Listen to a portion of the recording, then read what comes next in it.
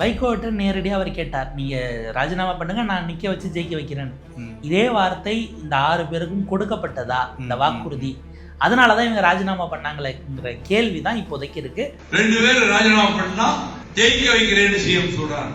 ஜெயிக்க வைக்கிறேன்னு சிஎம் சொல்றாங்க. வாலண்டரிலி குவிட்டிங் த மெம்பர்ஷிப் தான் சட்டப்படி அங்கீகரிக்கத்தக்கது. நீங்க ராஜினாமா பண்ண சொல்லி கேட்டிருக்கிறீங்க. இப்படி கேட்டதே நீங்க உங்களின் மீது கம்ப்ளைண்டாக கொடுக்க முடியும்.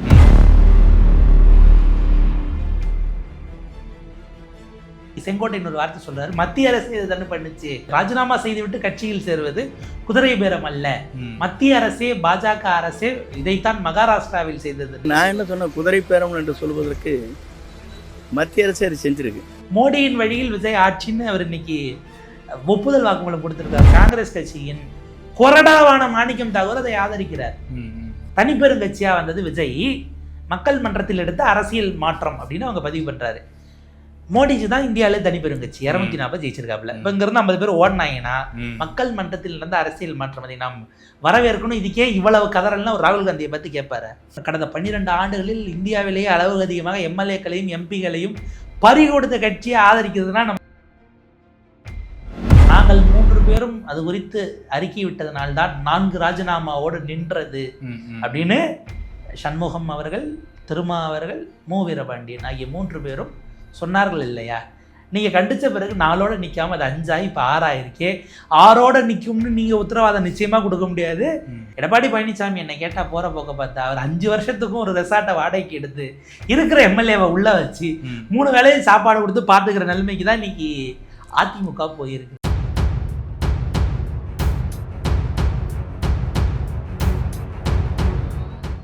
பேரலை நேயர்களுக்கு வணக்கம். இன்றைய நேர்காணலில் ஊடகவியலாளர் திரு புன்னை வளவன் அவர்கள் இணைந்திருக்கிறார். அவரோடு பேசலாம்.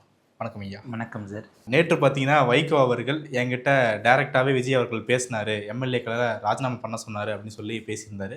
இன்றைக்கி பார்த்தீங்கன்னா முன்னாள் அமைச்சரான எம்ஆர் விஜயபாஸ்கர் அவர்கள் ராஜினாமா பண்ணுறாரு. இவருக்கு முன்னாடி விஜயபாஸ்கர் அவர்கள் ராஜினாமா பண்ணார். தாவேக்கால தான் சேர போகிறான்னு சொன்னாங்க. ஆனால் இன்ன வரைக்கும் அவர் எங்கேயுமே சேரலை அப்படிங்கிற விஷயத்த பார்க்குறோம். அப்போது இவருடைய விலகல் அப்படிங்கிறது எதை உணர்த்துதுன்னு பார்க்குறீங்க? நேரடியாக வைகோ அவர்களுடைய இடத்திலிருந்து தொடங்கி இன்றைக்கி விஜயபாஸ்கர் வரைக்கும் வந்தோம்னா, வைகோட்ட நேரடியாக அவர் கேட்டார், நீங்கள் ராஜினாமா பண்ணுங்க, நான் நிற்க வச்சு ஜெயிக்க வைக்கிறேன்னு. இதே வார்த்தை இந்த 6 பேருக்கும் கொடுக்கப்பட்டதா இந்த வாக்குறுதி? அதனால தான் இவங்க ராஜினாமா பண்ணாங்களேங்கிற கேள்வி தான் இப்போதைக்கு இருக்கு. 2 பேர் ராஜினாமா பண்ணா ஜெயிக்க வைக்கிறேன்னு சிஎம் சொல்றாங்க. ஜெயிக்க வைக்கிறேன்னு சிஎம் சொல்றாங்க. தாவேக்கா வழக்கம் போல யார் கேள்வி கேட்டாலும் நாங்கள் கேள்வி எடுக்கவே வரமாட்டோங்கிற இடத்துல நகர்ந்துட்டாங்க. கரூர் விஜயபாஸ்கர் அவர்களை பொறுத்தவரை ஆக்சுவலாக கரூருங்கிறது எவ்வளோ சிக்கலாக கடந்த தேர்தலில் இருந்ததுங்கிறது நமக்கு தெரியும். அந்த கரூர் தொகுதியில் தாவேக்காவும் ஜெயிக்கல, திமுகவும் ஜெயிக்கல, அதிமுக ஜெயித்திருந்தது. இப்போ அவர் ராஜினாமா செய்திருக்கிறாருன்னு நம்ம பார்க்குறோம். விராலிமலை விஜயபாஸ்கரும் சரி, கரூர் விஜயபாஸ்கரும் செய்தது பிறகு அதிமுகவுக்கு அந்த 2 மாவட்டத்திலும் இருந்தது ஒரு எம்எல்ஏ தான், அதுவும் 0 ஆயிடுச்சு. குதிரை பேரத்தினுடைய அடுத்த கட்டம், ஏன்னா இன்னைக்கு செங்கோட்டையன் ஒரு வார்த்தை சொல்றாரு, மத்திய அரசு இது தானே பண்ணுச்சு, ராஜினாமா செய்துவிட்டு கட்சியில் சேருவது குதிரை பேரம் அல்ல, மத்திய அரசே பாஜக அரசே இதைத்தான் மகாராஷ்டிராவில் செய்தது. நான் என்ன சொன்ன, குதிரை பேரம் என்று சொல்வதற்கு மத்திய அரசு அது செஞ்சிருக்கு. தினமலர்ல கோவை எடிஷன்ல அது ஒரு பிரத்யேக செய்தியாவே போட்டிருக்காரு. அவர் மோடியின் வழியில் விஜய் ஆட்சின்னு அவர் இன்னைக்கு ஒப்புதல் வாக்குமூலம் கொடுத்திருக்காருன்னு நம்ம எடுத்துக்கணும். ஒப்புதல் வாக்குமூலம்னா வைகோ கொடுத்தது தான் ஒப்புதல் வாக்குமூலம். இதுல மதிமுக என்ன சொல்றாங்க, அது எப்படி நீங்க அது சொல்வீங்க? வைகோவை டிஃபெண்ட் பண்றாங்க. பிரச்சனை வைகோ அவர்கள் அதை ஏத்துக்கிட்டாரா இல்லையாங்கிறது அல்ல. இவ்வளவு கொடுத்தாலும் அவர் போகலைன்னா, ஐயா 2 எம்எல்ஏ உங்க கூட இல்ல, நீங்க போய் ஆதரிச்சாலும் அதனால அவருக்கு சட்டமன்றத்துல லாபம் இல்லை, அது தனி கணக்குன்னு வச்சுக்கோங்க. ஆனா இப்படி ஒரு ஆஃபர் அவர் கொடுத்ததுங்கிறது ராஜினாமா செய்வதற்கு தூண்டுவதாக வருமா வராதா? சபாநாயகர் இன்னைக்கும் சொல்றாரு, வாலண்டரிலி கிவிங் அப் எம்எல்ஏஷிப்புங்கிறது அதை நான் ஆராயிறேங்கிறாரு. உதாரணத்துக்கு இசகி சுப்பையா அவர்கள் அவர் பிரிண்டட் லெட்டர்ல கையெழுத்து போட்டாரு. சபாநாயகர் நீங்களே கைப்பட எழுதி கொடுங்க, ஏன்னா நாளைக்கு இவரை கொடுக்கலன்னு இவரே கூட மாற்றி சொல்லலாம், என்ன மிரட்டி கையெழுத்து வாங்கிட்டாங்கன்னு. நீங்களே கைப்பட ஒரு பக்கம் ஃபுல்லா எழுதுறீங்கன்னா நீங்க ஏன் யோசிக்கல அப்படின்னு நாளைக்கு அது சட்ட சிக்கல் வராமல் இருக்கதான் கைப்பட கடிதம்னு இவர் கேட்டு வாங்கினது. அதன் அடிப்படையில் பார்த்தால் தாவேகா தரப்பு இவர்களுக்கு ஒன்றும் இல்லை. இப்போ இதில் எம்ஆர் விஜயபாஸ்கர், விஜயபாஸ்கர்னு கட்சியில் சேரல அப்படிம்பாங்க, சேர்த்துக்க மாட்டோம்னு ஒரு வாக்குமூலத்தை இப்போ நீங்கள் கொடுங்களேன், தாவேகா ஒரு ப்ராமிஸை கொடுத்தீங்கன்னா நம்ம அதை ரைட்டுங்க, உள்ளபடியே இவங்க ஊழலுக்கு எதிரானவர்கள். நீங்கள் அப்படி பார்த்தா பொதுப்பணித்துறை கான்ட்ராக்டராக இருந்து அதற்கு முன்பாக குவாரி நடத்திய போது அளவுக்கு அதிகமாக அனுமதிக்கப்பட்ட அளவை விட அங்கே கனிம வளங்களை எடுத்தார்னு குற்றச்சாட்டு இருக்கக்கூடிய திரு RS முருகன் அவர்களுக்கு எப்படி நம்ம திருநெல்வேலியில் சீட்டு கொடுத்தோங்கிறது இருக்கு இல்லையா, அவருக்கு அமைச்சர் பதவி வரைக்கும் கொடுக்கப்படலாம்னு பேசப்பட்டது. அதுக்கப்புறம் வேறு வேறு விதமான சர்ச்சையாச்சு. பிறகு திருநெல்வேலி தென்காசிக்கு கொடுக்கல, நேரடியாக அவங்க தூத்துக்குடியில் தான் ஸ்ரீநாத் அவர்களுக்கு கொடுத்தாங்க. ஸோ அது வேறு மாதிரி அது போனாலும் அப்படி பின்புலம் இல்லாதவர்களை தான் நம்ம சேர்த்தோமா. நமக்கு வந்திருக்கக்கூடிய டேட்டாவின்படி எண்ணிக்கையில் அதிகமான குற்ற செயல்கள், அந்த குற்றச்சாட்டுகளுக்கு உள்ளானவர்கள் தாவேகா எம்எல்ஏக்கள் வந்து வெட்ட வெளிச்சம் தானா, இவங்க ஊழல் சக்தி அப்படின்னோ இல்லை இவங்களை தீய சக்தின்னு சொன்னாங்களே, இது எல்லாத்தை விட மிகப்பெரிய கலப்பட சக்தியாக தாவேகா இருக்கு என்பதைத்தான் இது உணர்த்தி இருக்கிறது. எடப்பாடி பழனிசாமி என்னை கேட்டால் போகிற போக்க பார்த்தா அவர் 5 வருஷத்துக்கும் ஒரு ரெசார்ட்டை வாடகைக்கு எடுத்து இருக்கிற எம்எல்ஏவை உள்ளே வச்சு 3 வேளையும் சாப்பாடு கொடுத்து பார்த்துக்கிற நிலைமைக்கு தான் இன்னைக்கு அதிமுக போயிருக்கு. இல்லை, எல்லா இடத்துலையுமே பிக் ஷாட்ஸ் வந்து வெளியேறி தாவேக்கால போய் சேர்றாங்க. இவங்களை தாண்டி பார்க்கும்போது கடம்பூர் ராஜு சேர்ந்திருக்காரு, மற்ற முன்னாள் அமைச்சர்கள்லாம் போய் சேர்ந்துருக்காங்க. அதை ஏன் எடப்பாடியெல்லாம் தடுக்க முடியல? அல்ல அவரே விரும்பி தான் இவங்களாம் போகட்டும்னு விரும்புகிறாரா? எடப்பாடி அவர்களுடைய கணக்கு என்பது உள்ளபடியே அந்த கட்சிக்கு சரியானதாங்கிறத அவர் தான் மறுபரிசீலனை பண்ணணும். கட்சியில் இருக்கக்கூடியவர்கள் தான் கேட்கணும். உங்களுக்கு DJ குமார் அவர்கள் திடீர்னு அவருடைய சைலன்ஸ் என்பதும் ரொம்ப கவனிக்கப்பட்டது.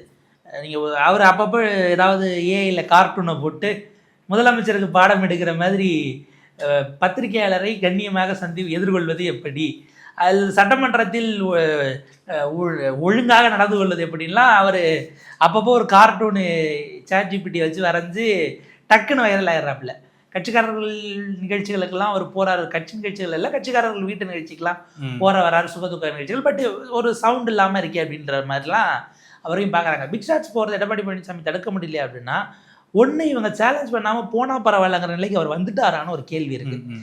இன்னமும் கூட அவர் அம்மையார் அவர்களுடைய மறைவு, சசிகலா அம்மா சிறைக்கு போய் அவர் ஆனதுலேருந்து இப்போ வரைக்கும் கூட ஏதோ ஒரு வகையில் அவர் அமாங் ஈக்குவல்ஸாக தான் எல்லாரும் பார்க்குறாங்களோ, அவர் ஒரு தலைவராக ஏற்றுக்கொள்ள வைக்கிறதுல ஒரு தயக்கம் இருந்ததோங்கிறது தான் இப்போ நம்ம பார்க்க வேண்டியிருக்கு.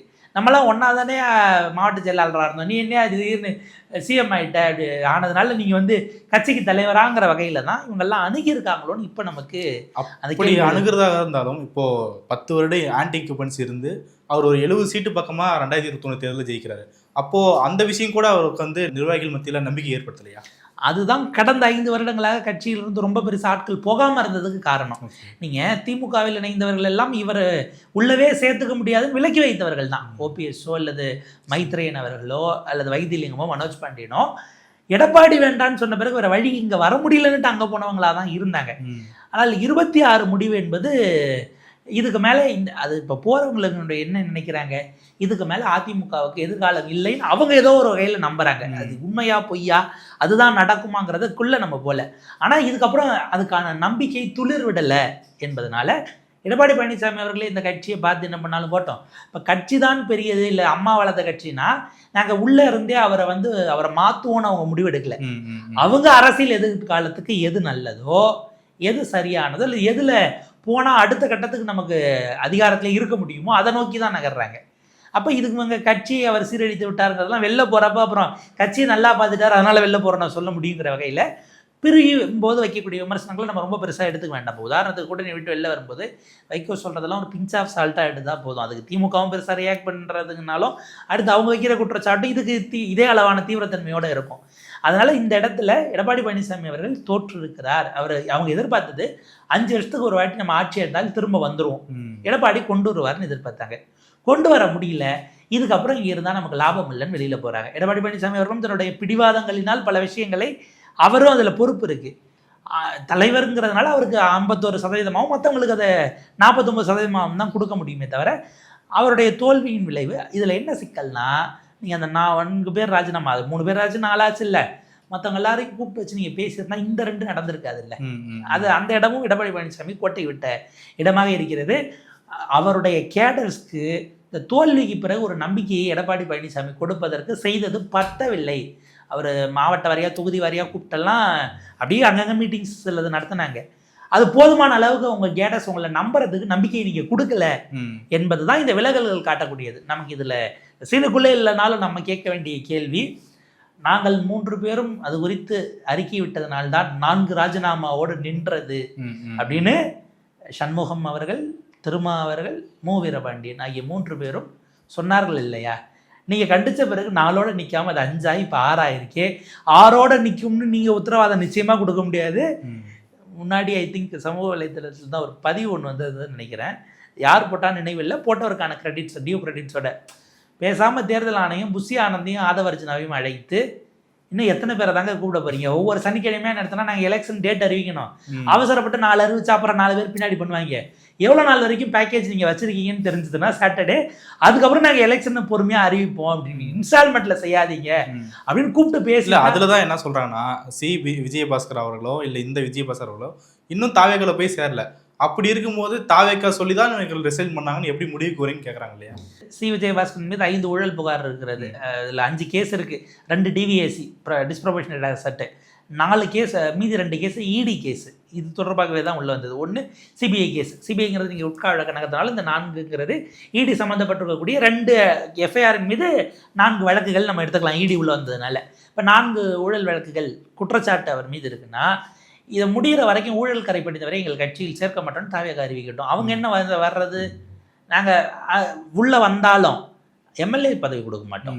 ஏன்னா அது மக்கள் அவங்களுக்கு கொடுத்த மேண்டேட்டை அவங்க அவங்களே மறுதளிச்சிருக்கிறாங்க. நாங்கள் கொடுக்க மாட்டோம், கொடுத்தாலும் அமைச்சராக மாட்டோம். இல்லைன்னா டே டு டே ட்ரையல் நடக்கும். இப்போ ஒன்றும் இல்லை, முதலமைச்சருக்கு கீழே இருக்க டிவிஎஸ்சி தான், இவங்க 2 பேர் மீது வழக்கு துரிதப்படுத்துங்க, யாரும் உள்ள வேண்டாம்னா அவங்க நீதிமன்றத்தில் டே டு டே ட்ரையல், தினசரி விசாரணை முடிச்சவர்கள் குற்றமற்றவர்கள்னு சொன்ன பிறகு கட்சியில் நாங்கள் உரிய பதவி தரோம், அது வரைக்கும் அவங்க காத்து இருக்கட்டும்னு நீங்கள் அறிவிங்க. மாற்றமாச்சே அப்படி ஒன்று செஞ்சீங்கன்னா எல்லாரும் கொண்டாடி தீர்த்திட மாட்டாங்க. ஊழல் எதிர்ப்பு, ஊழல் ஒழிப்பு தான். ஊழல் ஒழிப்பு ஒரே வாரத்தில் கண்ணுக்கு தெரியுதுங்கிற அளவுக்கு இல்லை, 1 மாதத்துலேயே பார்க்குற அவ்வளவு டிரான்ஸ்பரண்ட்டாக இருக்குங்கிறாங்க. வெங்கடேசன் அவர்கள்லாம் ஒருபடி மேலே போய் கடந்த 5 ஆண்டுகளாக நேர்மையான அதிகாரிகளுடைய கைகள் கட்டப்பட்டு இருந்தது அப்படின்லாம் 10 முறை தேசிய கீதம் பாடினால் என்ன தவறு அப்படின்லாம் அடித்து, அதாவது அதிரடி ஆட்டக்காரர்கள் ஒரு ஷேவாகு மாதிரி பாலிடிக்ஸில் இவங்கெல்லாம் நீங்கள் ஷேவாகு ரொம்ப ஓல்டு தான் இருந்தாலும் பரவாயில்ல, அந்த அளவுக்கு இவங்க ஆடுறாங்கன்னும் போது இவங்கெல்லாம் இப்போ இதுக்கு என்ன பதில் சொல்ல? குறைந்தபட்ச இதில் விஜய் கான்சியஸாக ஒரு விஷயம் பண்ணுறாரு. திமுக கருத்து தெரிவிக்கிறாங்க, விமர்சிக்கிறாங்கன்னா திமுகவை எதிர்ப்பதற்கும் பாஜகவை விமர்சிக்கலன்னு குற்றச்சாட்டு வந்தால் உங்களை வச்சு போர்லலாம் மனித கேடயமாக குழந்தைகளை பயன்படுத்துறது இல்லை அப்பாவி மக்களை பயன்படுத்துறதுன்னு ஒரு விஷயம் செய்வாங்க. ஒரு கும்பல் அதிகாரத்துக்கு போகுது அப்படின்னா அந்த மாதிரி உங்களை அரசியலையே அவர் பொலிட்டிக்கலியே மனித கேடயமாக பயன்படுத்துகிறார். நீங்கள் தெரிஞ்சு போனீங்களா தெரியாமல் போனீங்களான்னு தெரியல, ஆனால் நீங்கள் அப்படி தான் பயன்பட்டுக்கிட்டு இருக்கீங்க கடைசி வரைக்கும். திமுகவுக்கான எதிர்ப்பு பொலிட்டிக்கலாக ஏங்க அது முயற்சி நடந்துச்சு இல்லைங்கிறத அடுத்துங்க. திமுக சிறப்பாக தரேன்னு சொல்கிறீங்களா, 40 நாளாக இவங்க பண்ணதை எப்போ தான் பேசுவீங்க? அது நீங்கள் ஆமான்னு சொல்ல மாட்டீங்க. ஒரு நாள் ஆமாங்கிறீங்க, அடுத்த நாள் இல்லைங்கிறீங்க, அதுக்கு அடுத்த நாள் சாயங்காலம் ஆமான்ற மாதிரி தான் இருக்குது ஆனால் இல்லைன்னு இருக்குன்றீங்க.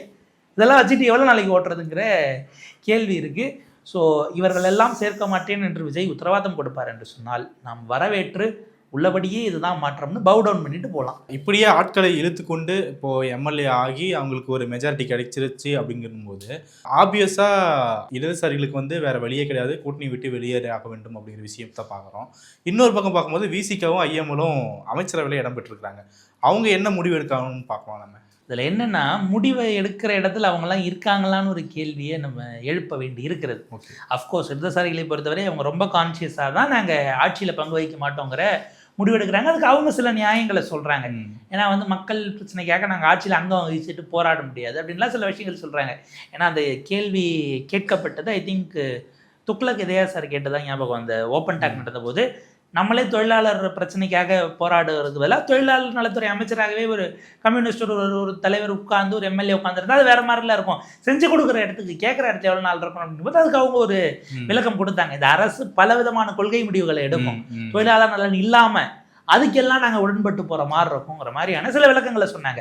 பட் அந்த இடவிடவும் நீங்கள் சொன்ன மாதிரி நெருக்கடி காங்கிரஸ், விசிகா, ஐயுஎம்எல். ஏன்னா இந்த அரசாங்கத்தினுடைய குரலாக இல்லை அது முகமாக இன்னைக்கு அவங்கள இந்த அரசாங்கம் நிப்பாட்டுகிறது. இதில் எங்க சிக்கல்னா 5 ஆண்டுகள் அதிகாரத்தை கொண்டு போகிறாங்க, செலுத்துகிற வரைக்கும் பிரச்சனை இல்லை, தவறுகள் எல்லாம் இவர்கள் தலையில் பொறுப்பாக வைக்கப்படுமாங்கிற கேள்வி இருக்குது. ஏற்கனவே தினமலர் அது பேஜ் 1 எழுதுனாங்கன்னு நினைக்கிறேன். பாமகவோட நெருக்கம் பேணுகிறார்கள். விசிகா, சிபிஐ, சிபிஎம் இவர்களுடைய அந்த நெருக்கடிங்கிறத அவரால் தாங்க முடியல, ஹேண்டில் பண்ண முடியல, நிறைய குடைச்சல் கொடுக்குறாங்க அப்படிங்கிற மாதிரியான ஒரு பார்வையை வைத்து ஒரு ஹேஷியத்தை தான் தினமலர் எழுதினாங்க. தவறாக இருந்தால் அதுக்கு மறுப்பு தெரிவிச்சிருந்துருக்கலாம். பாமக நாங்கள் அப்படிலாம் அணுகலை இல்லைன்னுட்டு மறுப்பு தெரிவிக்கலாம். அவங்க எதுக்கும் மறுப்பும் தெரிவிக்க மாட்டாங்க, செய்தியே கசிய தான் விடுவாங்க. அந்த கல்ச்சரில் தான் இருக்காங்க. இப்போ நான் என்னைக்கு இப்போ ராஜினாமாக்கள் எல்லாம் வரும்போது ஆப்வியஸாக ஒரு பாயிண்டில் வருதுன்னா அவர்களே வெளியில் இப்போ என்னன்னா ராஜினாமா செய்ய சொல்வது ஒரே விஷயத்தை தான் சொல்லுது, ஆதரிக்கிறவங்க யாரையும் விஜய் நம்பலன்னு தெரிஞ்சுக்கணும். இது அவ்வளோதானே. இது உங்களின் மீதான நம்பிக்கையின்மையின் வெளிப்பாடு. ஒருவேளை அப்படி ஒரு புள்ளிக்கு வந்தால், இப்போ 1ஆம் தேதி கூட்டம் நடத்துகிறாங்க தோழமை கட்சிகள் அப்படின்னுட்டு. ஏன்னா இன்னமும் நாங்கள் கூட்டணியில் இல்லையேன்னு இவங்க தானே சொன்னாங்க. இன்னைக்கு வரும்போது செய்தி பார்த்தா விசிகா திமுக கூட்டணியிலிருந்து விலகுகிறது. எத்தனை வாட்டிக்கே விலகுவாங்கன்னா, இல்லை அவங்க விலகியதாக அறிவிக்கவில்லை அதிகாரப்பூர்வமாக. அவர் சொன்னார்ல, தாவேக்காவோடு நாங்கள் கூட்டணியில் எப்போ போனோம், தாவேக்காவோடு அமைச்சரவையில் கூட்டு வகிக்கிறோம், ஆனால் தாவேக்காவோடு கூட்டணியில் இருக்கிறோமா அப்படின்னு ஒரு விஷயம் கேட்டார். ரைட்டு. இப்போ அதாவது முறைப்படி அறிவிக்க போகிறாங்களா, வைகோ எப்படி ஒரு குழுவை கூட்டி தீர்மானம் நிறைவேற்றி அதை அறிவிச்சாரோ அந்த மாதிரி ஃபார்மலாக நீங்கள் இருக்கு. இந்த இதில் விட இன்னொருத்தர் அப்படி ஒரு கூட்டணியே கிடையாதுன்ட்டார். மதசார்பற்ற கூட்டணின்னு ஒரு அணியே கிடையாதுன்னு பேஷன் மூவரில் ஒருபடி மேலே போயிட்டார். இப்போ இவங்க இதெல்லாம் முறிக்கிறதுங்கிறத தாவேக்கா துரிதப்படுத்துவதை பார்த்தால், நாளைக்கு உங்களுக்கு வேறு ஆப்ஷன் இல்லாமல் நீ உங்களை வந்து உள்ளே சேர்த்துட்டு உங்களை ஒரு மாதிரி அரசியல் ரீதியில் அணைக்கட்டுற வேலையை பார்க்குறாங்களான்னு எனக்கு அதில் சந்தேகம் இருக்குது.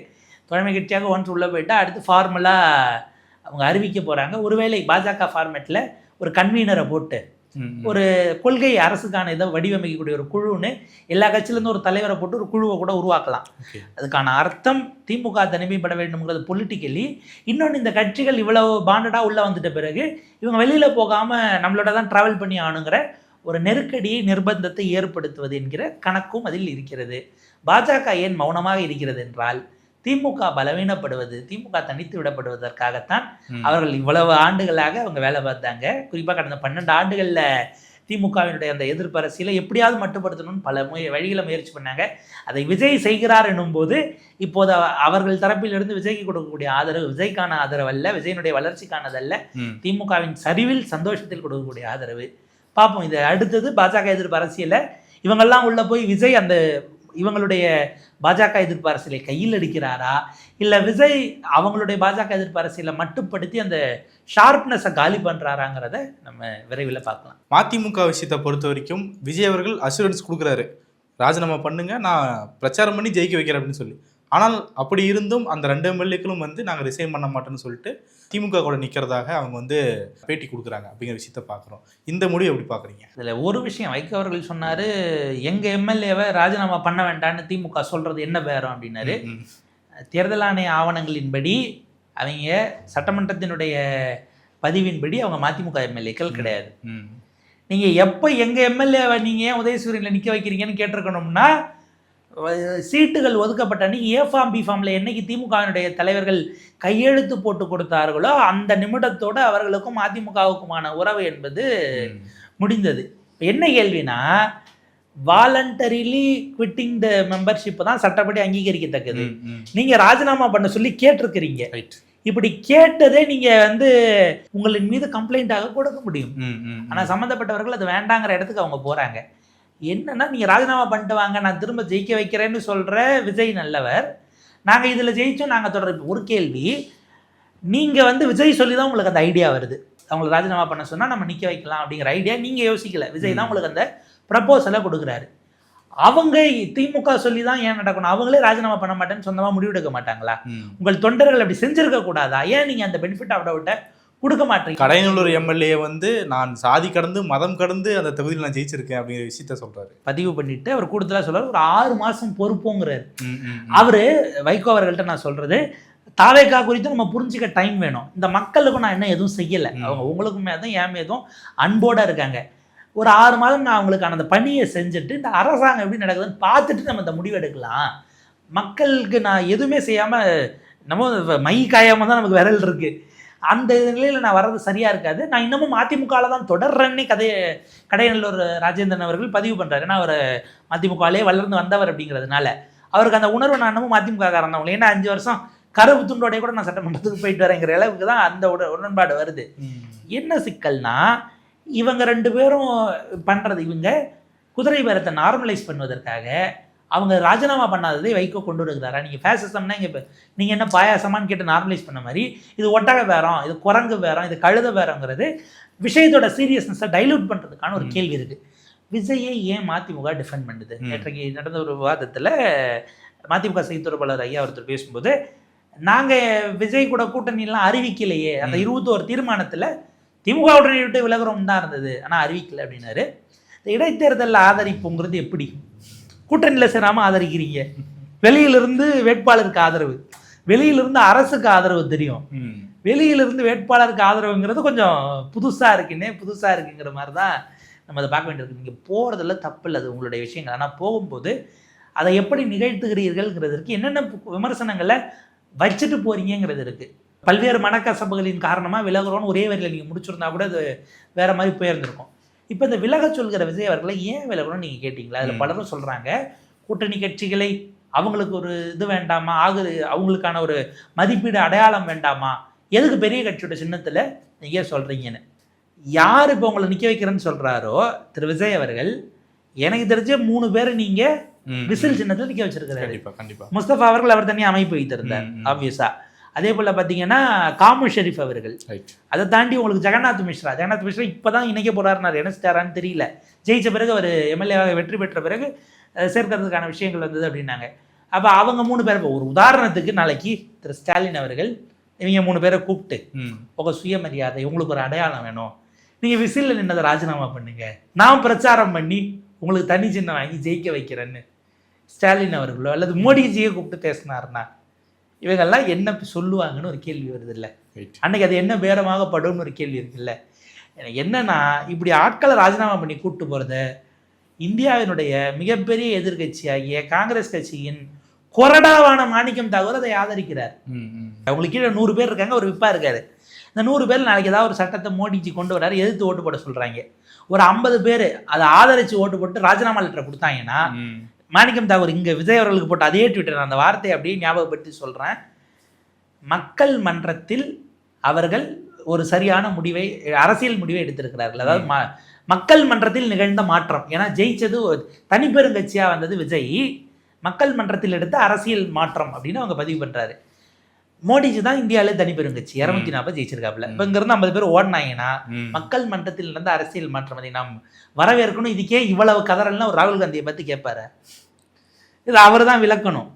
ஏங்க கடந்த 12 ஆண்டுகளில் இந்தியாவிலேயே அளவுக்கு அதிகமாக எம்எல்ஏக்களையும் எம்பிகளையும் பறி கொடுத்த கட்சியை ஆதரிக்கிறதுனா நம்ம வைகோ ஐயா அவர்கள்லாம் நம்ம அதுக்கு மேலே நம்ம இது பண்ணிக்க வேண்டாம். அவங்க சில நிர்பந்தங்களில் இருக்காங்க, கட்சியை அடுத்த கட்டத்துக்கு கொண்டு போவதற்கானது.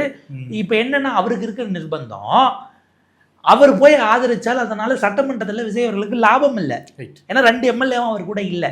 அப்படி லாபம் இல்லாமல் எப்படி இவர் கூட்டணி சேர்த்துக்குவார்னு பார்க்குறீங்க? திமுக தனியாக இருக்கிறது என்கிற இமேஜ் வரும்னா அவங்களுக்கு லாஸ்ங்கிற வகையில் உள்ள சேர்த்துக்கலாம். ஏன்னா நாளைக்கு திரும்ப போய் இவர் நிற்கிறாருன்னு இவர் ஏதாவது பேசுறதெல்லாம் செய்தி, அதனால் அகைன் திமுகவுக்கு ஒரு மைலேஜ் கிடைக்கும். இன்றைக்கு தனித்து விடப்பட்டிருக்கிறது திமுக என்பதற்கு இவங்கெல்லாம் யாரும் அங்கே இருக்கக்கூடாதுங்கிறது தான் அவங்களுடைய நோக்கம். இவங்களை கூட சேர்த்து வச்சுக்கிட்டாலும் இவங்களை நம்பி நம்ம ஆட்சி இருக்கணும்னு இல்லை, தனி எண்ணிக்கையை நம்மளே எடுக்கணும். அப்போ கூட சேர்க்கறதுங்கிறது திமுகவை தனிமைப்படுத்த. கூட சேர்த்தவங்களுக்கு அதனால் லாபமானா ஆட்சி பொறுப்பில் இருக்கிற வரைக்கும் அவங்க இருக்கட்டும். இதற்கு நடுவில் எண்ணிக்கையிலிருந்து அவங்களை எப்போ வேணாலும் நம்ம விளக்கக்கூடிய இடத்துக்கு நான் என்ன ஸ்டெபிலைஸ் பண்ணிக்கிறேங்கிறது அதனுடைய அடுத்த கட்ட நோக்கமாக இருக்கிறது. அப்போ அந்த அடிப்படையில் தான் இது ஒவ்வொன்றும் திட்டமிடப்பட்டு நடந்து வருகிறது. முதலமைச்சரோ அல்லது அவருடைய ஆலோசகர்களோ ஒரு டீம் இதற்கு பின்னாடி கான்ஷியஸாக ஒர்க் பண்ணிட்டு இருக்கு. அவங்களுடைய சின்னத்தில் நான் போட்டியிட வைக்கிறேன் அப்படிங்கிற அசூரன்ஸ் கொடுக்குறது அப்படிங்கிறது இவரு கையில் கிடையாது, தேர்தல் ஆணையத்தின் கையில் இருக்குது.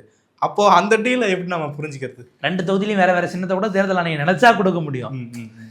இதில் என்னென்னா, அதை நீங்கள் ஏங்க சொல்கிறீங்கன்னு வைகோ அவர்கள் கேட்டிருந்தாருன்னா அதில் ஒரு சிக்கலும் இல்லை. நாங்கள் அவர்களோட நட்போடே தொடர்கிறோம். இதில் 9 வருஷமாக அழுத்தத்தோடு ஏங்க இருந்தீங்கிறது தான் அவரை நோக்கி ஆஃபீஸாக கேள்வி வேணும். 2019 அந்த 2 சீட்டு கொடுத்து நிற்க சொன்ன போதே நீங்கள் விலகி இருந்திருக்கலாமே, ஏன் அழுத்தத்தோட 21 சந்திச்சிங்க? 21ல் 6 சீட்லையும் நின்ன போது அதில் 4 பேர் ஜெயித்ததுமே இதே மாதிரி ராஜினாமா பண்ணிவிட்டு அவங்க ஆளுங்கட்சியாக இருந்தாலும் பரவாயில்ல, நம்ம வெளியில் வருவோம், தனியாக நிற்போம், பம்பரம் கொடுக்கலன்னா வேறு ஏதாவது ஒரு சின்னத்தை வாங்கி கூட நிற்போம்னு நீங்கள் உங்கள் எம்எல்ஏக்களை கேட்டிருக்கலாமே.